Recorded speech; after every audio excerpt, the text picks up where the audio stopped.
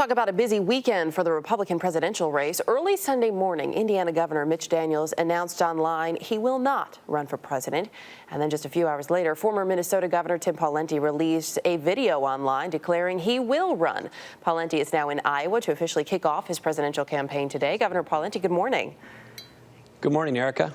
Sir, let's set aside for a minute what you think you can do for the country. What even may be your campaign platform? Why personally would you want this job, which is arguably one of the most difficult and thankless?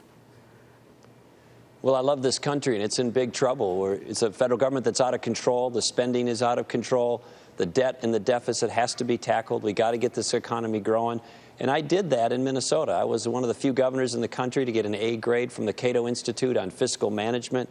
I know how to balance budgets. I know how to tackle spending. I know how to get economies growing.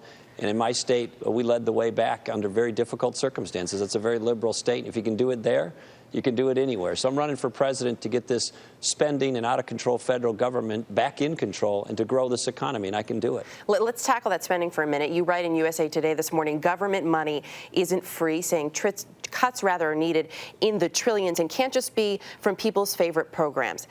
How do you really cut, though? Give me a good idea. Are we talking about entitlements? Are we talking about defense spending? Where are you going to make a big difference, if elected, in the budget?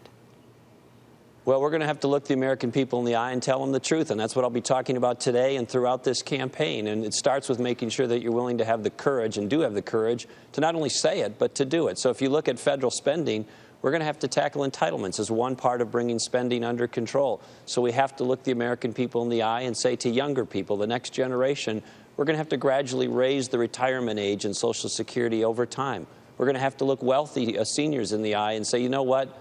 For the cost of living adjustment, not the whole program, but at least the cost of living adjustment, we're going to have to means test that. So if you're wealthy, you may not get as big of a cost of living adjustment. Those and many others like it are the kinds of things that we have to say, but we also have to do. And this president, President Obama, won't even tackle in any detail at all those kinds of reforms or any reforms. He's been absent in this regard. We need a leader who's going to get this deficit and spending under control. He won't do it. I will. What about raising taxes? Because, and I bring this up again, you say government money isn't free. At some point, do you have to look at raising taxes? And do people have to pay more for what's needed in this country? Well, I don't think you can make an argument that America's undertaxed. If you compare our tax structure to the rest of the world competitively, we're a highly taxed country. We need to do those things that shrink government so we can grow our economy. And if you talk to the job providers in this country, and I talk to them every day, they say, get the government off my back. They don't say put more burdens on me. They say put fewer burdens, lighter burdens on me. That's the secret to getting the jobs and the economy going. That's what's going to bring quality of life opportunities back to most American families. But if you lower taxes too much on businesses, you, of course, you need something coming in, because there is this wide deficit, which we talk so much about. You need revenue.